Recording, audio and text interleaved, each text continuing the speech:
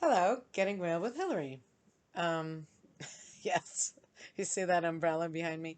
That is the outdoor umbrella, and I tried to put it in yesterday, and I knew today was going to be windy, and when it's windy, what happens is it goes zzz, and it sounds like either a fly or a tornado all night, and it's hard to sleep. So I brought it in, and because the ceilings here are not so tall, I had to put it right there. So that's why I have an umbrella behind me. I was looking at green screens today. There were so many, and they weren't that cheap. And I was like, forget it. People will just see the background until I decide to go professional. But because this is called Getting Real, I think it's more. Sorry, I'm trying to get it even. I think it's more real to just have a real house, real cottage. So that's where I'm at. Um, so, what I want to talk about. I'm supposed to say I have some interns that are helping me, and they're awesome, and they know social media. So, I'm going to say this at the beginning. You can subscribe if you haven't already subscribed. My book, if you haven't read it yet, is called The Second Piece of French Toast, and it's available on Amazon. And I also have a blog called creatinglifeouthere.com. So there you go. They're teaching me about hashtags and all sorts of stuff. So it's very cool. So I have this it's like a flow chart with this is the ultimate objective. Like this is where she's going to post stuff and then it's going to send them to the website and to the YouTube and so it's like, oh, I kind of am starting to understand this a little bit. So that it's very fun. They're very cute and well, pretty. And then there's a guy who has not quite made the the Zoom meetings yet, but we're gonna get him in there. He lost his phone. Sorry, reminds me of my son, so I laughed. Anyway, we'll get him. I only have him for 3 weeks, but they're already doing very cool stuff, and so that's nice. Okay, so what I want to talk about today. Okay, last week I realized that I had this negative conversation about me in sales. And while I was doing a video, I realized that it went back to my Amway days. So I thought it was some old bosses who said negative comments. But then I was like, no. And so I forgave them, forgave myself, but it was still there. Like, I'm just bad at sales. So I, what I do is I don't resist it. So I was like, okay, just be with it. And then a memory comes in. So the memory was when I was in Amway and I didn't want to charge the person retail. Now, if I had charged her retail, I would have made the difference between the wholesale that we paid and the retail. That's the idea in sales. But I was thinking about it.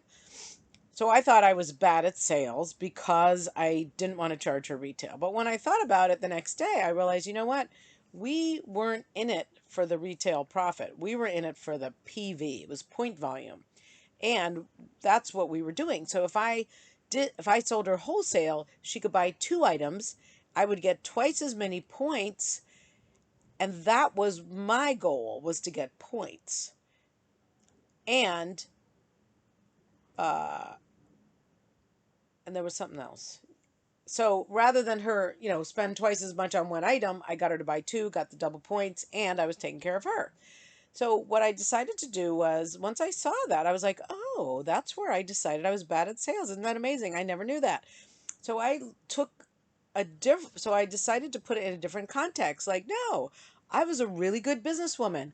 I was getting twice as many points and saving the woman, letting her get twice as much for the same amount of money. I thought so I was taking care of her. That's what it was. I was taking care of the client by getting her twice as much product and making twice as much points, which is what our game was to get to a certain point level. So I changed my um, thinking to I'm a good businesswoman. I'm a smart businesswoman and I take care of people. Okay?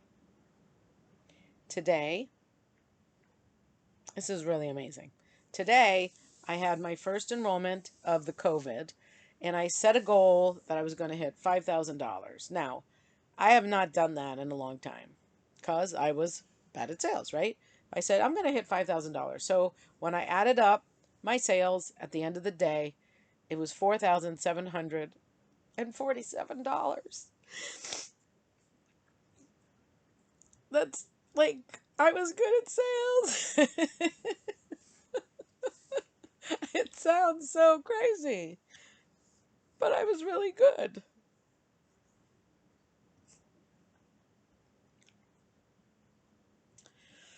just by changing the context. I'm not bad at sales. I mean, I really thought, you got to get this. I really thought I was bad at sales. Like, that was a fact.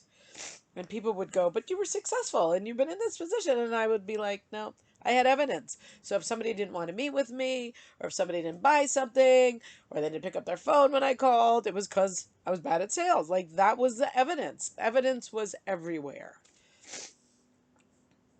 So now I've changed my context by going back to the incident and rewriting my script.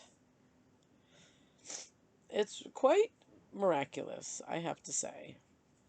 And then, sad news, I called another client. And so before it was like, I didn't want to call the clients because I was bad at sales. I didn't want to do anything. I dreaded going back because bad at sales. I mean, really, it was everywhere. So today, since I changed that, like I realized I just take care of people. That's what I do. I take care of people and I'm a good businesswoman.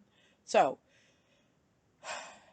I called one client and she told me that one of the guys there had passed away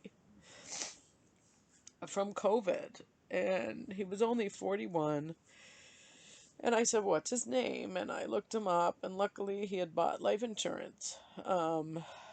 So anyway, when I Googled his obituary, it was this really nice guy that I sold some policies to. It just made me sad. And here I thought, the COVID is over. It's not really a big deal. It's all hype. And then it's like you hear about something like that, and it's like, okay, it's real. It's real. And I see people outside having parties, and so my mom's coming back this weekend on Saturday, and I don't know if any of us have it, carry it, whatever. I just think I'm not gonna see her. I don't know. My sister said to get a test, but I don't know. I don't know if they're testing people without symptoms. So I don't think I have it. I don't think my son has it. But, I don't want to be responsible for that. Now, a funny thing, not funny, but my brother, his son goes to a private school in Texas. His friend, one of his friends, came back from, oh God, I'm thinking Waco. No, Wuhan, China. That's where the kid lived. Came back in January. They all had a sleepover, some camp out or whatever, together. His son, my brother's son, got sick. No one was thinking about COVID then. My brother came up to Connecticut to see my mom or to look at schools and stayed at my mom's. Now, I don't know, I don't remember the timing if the son was sick once he got home. My mom didn't get it. Then she's in the house with my brother in law who had COVID, didn't get it. So my sister's testing her for the antibody. She's 90. But, you know, she hasn't been here for this whole crisis. She went there mid-March and she's been there the whole time. So luckily and selfishly, I haven't had to worry about her. But anyway, so that's just that, just on my mind. Thank you for listening. Don't forget to subscribe. This is called Getting Real with Hillary because it's real. My website is gettingrealwithhillary.com. You can sign up to have a conversation with me about your purpose, passion, or goals and dreams, and we can talk. That you'll see more of that coming. And creatinglifeouthere.com and the book Second Piece of French Toast available on Amazon. So thank you for listening. Have a great day. Stay safe, stay healthy, and we'll talk to you soon.